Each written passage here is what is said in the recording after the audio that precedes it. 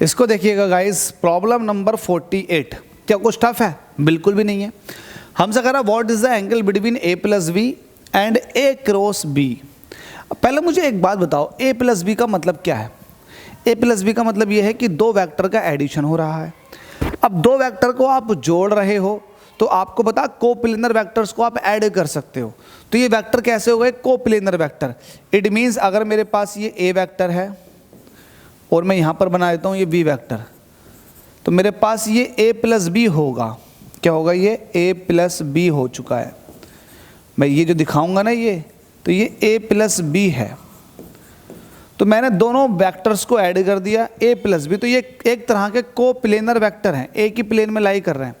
लेकिन अगर मैं ए क्रॉस बी की बात करूंगा ना, ए क्रॉस बी क्या होगा? ए क्रॉस बी क्या होगा?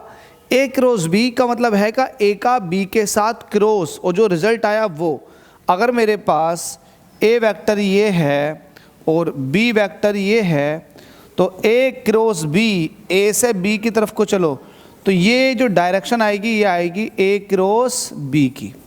ठीक है, तो ये ए क्रॉस बी है। किस किस का क्रॉस है? ए का और बी का क्रॉस। तो कहीं ना कहीं ये आता ए क्रॉस बी।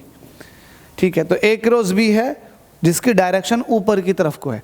तो ध्यान दो, अगर मैं ए और बी को जोड़ रहा हूं तो ये इसी प्लेन में आएगा, ए प्लस बी, जैसे कि मैंने बताया था आपको, एक ही प्लेन के अंदर आएगा, एक ही प्लेन के अंदर आएगा, ए प्लस बी एक ही प्लेन के अंदर। लेकिन अगर उनका क्रॉस करूंगा तो या तो उसकी डायरेक्शन ऊपर को जाएगी या नीचे को जाएगी। तो कहीं ना कहीं आप ये कह सकते हो कि ए प्लस बी और ए क्रॉस बी, ए प्लस बी और ए क्रॉस बी के बीच में जो एंगल बन रहा है वो 90 डिग्री का बन रहा है। देखो ए क्रॉस बी ऊपर है तो ये 90 डिग्री का एंगल बनाएगा। किसके साथ? ए प्लस बी के साथ। तो हमसे यही पूछा है कि एंगल बता दो, तो एंगल कितना हो जाएगा? एक शब्द में एंगल बता दो, ये हो जाएगा 90 डिग्री। क्यों हो जाएगा? क्योंकि ए प्लस बी जो है ये एक प्लेनर वेक्टर का समेशन है, तो प्लेन के अंदर आएगा, जबकि ए क्रॉस बी जो आएगा वो ए प्लस बी के जस्ट परपेंडिकुलर आए। तो ये बात बहुत अच्छे से मेमोराइज करके चलना, प्रैक्टिस में लेना इस चीज़ को। Thank you so much.